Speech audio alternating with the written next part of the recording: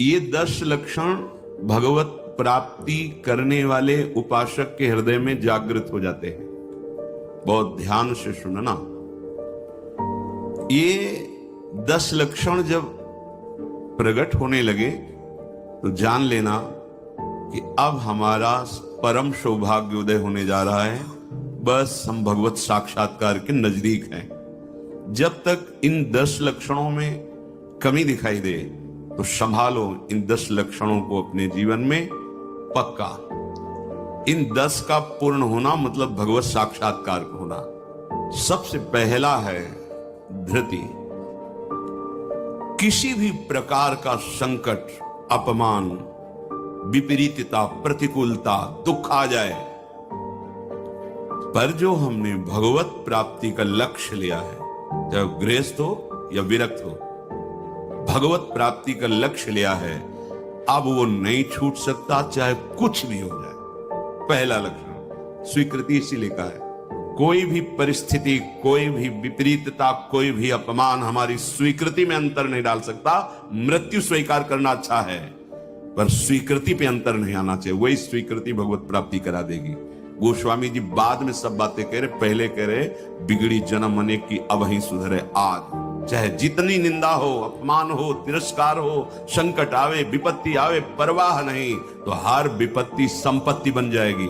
देख लेना, लिखा है कि जो धैर्यवान होकर परमार्थ में चलता है तो लौकिक और पारलौकिक सिद्धियां और सफलता उसके चरणों में आ जाती है। श्री राधा किंकरी नाम लुठति चरण यो रद्भुता सिद्ध कोटि, करोड़ों प्रकार के वैभव सिद्धियां उसके चरण दास्ता में आ जाती, हाथ जोड़े खड़ी रहती है जब सेवा की आज्ञा हो। दूसरी बात, दूसरा लक्षण है क्षमा। अपने साथ बुराई करने वाले को दंड देने दिलाने की पूरी शक्ति रहने पर भी उसको दंड देने या दिलाने की भावना मन में भी ना आए और उसके हर अपराध को सहकर यथोचित चेष्टा करे कि उसको सुख पहुंचे, उसे भगवत साक्षात्कार होता है, उसे क्षमा कहते हैं। करत जे अनशहन निंदक तिनहु पे अनुग्रह। ना इस लोक में तुम्हें दंड मिलेगा और ना परलोक में दंड मिलेगा।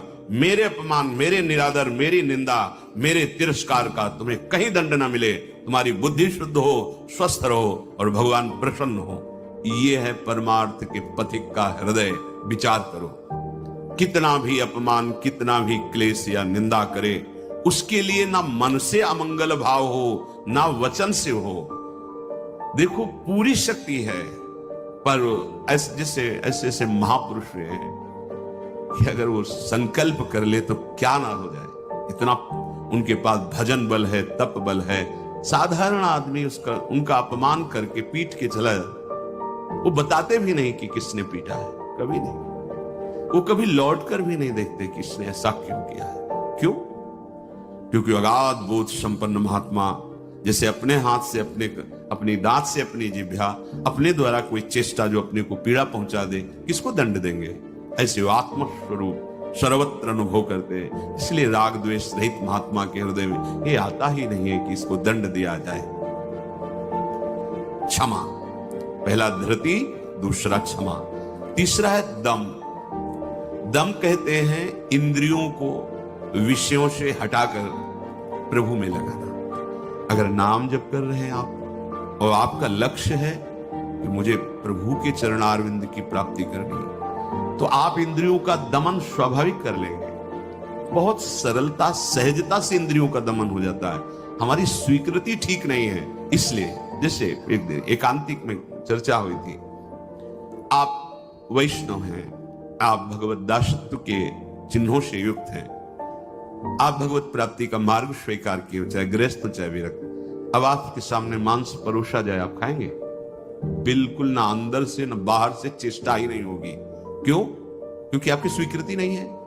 ठीक है, मदिरा ना अंदर से ना बाहर से स्फुरण ही नहीं होगा उसको पाने का। क्यों? आपके अंदर स्वीकृति नहीं। लेकिन बेविचार, मैथुन, गंदी बात, क्या आपकी ऐसी स्वीकृति है जैसे मदिरा और मांस के प्रति है तो उसी पंक्ति में, पर आपने इसके लिए स्वीकृति छोड़ दी, आपने इसकी गुंजाइश रख ली। अब आप गिर जाएंगे, आपकी इंद्रियां आपको गिरा देंगी, दूसरे की जरूरत नहीं, आपका मन ही आपको परेशान कर देगा, भ्रष्ट कर देगा। क्या आपकी ऐसी स्वीकृति है? और है तो आप बोलो, आपके सामने मांस परोसा जाए, मदिरा रखी जाए, तो क्या अंदर से स्फुरण होगा? स्फुरण ही नहीं होगा। आप देख लो ना, स्फुरण ही नहीं होगा और आपकी भौं चढ़ जाएगी। आपको पता नहीं आपकी क्या, या तो उठ के चल देंगे, बिल्कुल संभाषण भी नहीं करेंगे। ऐसा ही जो शास्त्र विरुद्ध आचरण है, सबके प्रति क्यों नहीं हो रहा? जो हमारे शास्त्रों में भगवत प्राप्ति के विरुद्ध आचरण बताए गए, आप उनको एक लाइन में ही बताया गया है। आप उन शब्दों में दो को तो मान लिए त्याज्य, स्वीकृति ही नहीं उनके प्रति कि हम वैष्णव हैं, भगवत दास हैं। तो फिर व्यभिचार, मैथुन, ये गंदी चेष्टाएं, इसको उस पंक्ति में क्यों आप स्वीकृति में रख लिए? आपने स्वीकृति की है, और यदि आपकी स्वीकृति वैसे है तो आप बोलो कैसे हो सकता है? वो दो बातें जो बोली, कैसे आप स्वीकार नहीं कर सकते? प्रार्थना करने पर, एकांत में मिलने पर भी आप उन वस्तुओं का सेवन नहीं करेंगे, क्योंकि आपकी स्वीकृति नहीं। ऐसे ही स्वीकृति आपकी भगवत प्राप्ति की है तो उसमें बाधक है, फिर आप उस बाधक क्रिया को, बाधक चेष्टा को एकांत में क्यों करते हैं? अपना नाश क्यों करते हैं? हमारा निश्चय है भगवत प्राप्ति, हम प्रभु से मिलने के लिए चले, तो जो प्रभु के भाव में डूबे हुए महापुरुष जनों ने निषेध किया, ये नहीं, उसको बिल्कुल वैसे ही देखो जैसे और निषेध पदार्थ हैं। चौथा, अस्तेय, चोरी का स्वभाव ना होना। मन से, वाणी से, शरीर से किसी भी प्रकार की चोरी ना करना। फूल लेने जा रहे हैं प्रभु, जनक जी के यहां निमंत्रण में आए हैं, विश्वामित्र जी को आमंत्रित किया गया है। फूल केवल है, कोई और वस्तु नहीं है। पर आप देख लीजिए उस प्रसंग में प्रभु मालियों से पूछते हैं, क्या मैं अपने गुरु सेवा के लिए कुछ पुष्प ले सकता हूं? स्वीकृति नहीं। हमारा स्वभाव बिगड़ गया है, बहुत सावधानी की जरूरत है। सोचते हैं कि चोरी करके दूसरे का धन, दूसरे का सुखी हो जाएंगे, कभी नहीं होंगे। अधर्माचरण करने वाला कभी, आपको थोड़ी देर हर्ष होगा, हर्ष शोक में परिणित हो जाएगा, शोक भयानक दुख पैदा कर देगा। बहुत सावधान, सिद्धांत को समझो और भगवत मार्ग में चले हो तो ऐसा होना ही नहीं चाहिए। पहला था धृति, दूसरा क्षमा, तीसरा दम, चौथा अस्ते, पांचवा है शौच। शौच कहते हैं पवित्रता को। उपासक को बाहर और भीतर दोनों से पवित्र होना चाहिए। आप बाथरूम तो बंद ही होते हैं, उचित वस्त्र धारण कर लो, या जैसा हाथ धो लिए, या से हाथ धो लिए, कुल्ला।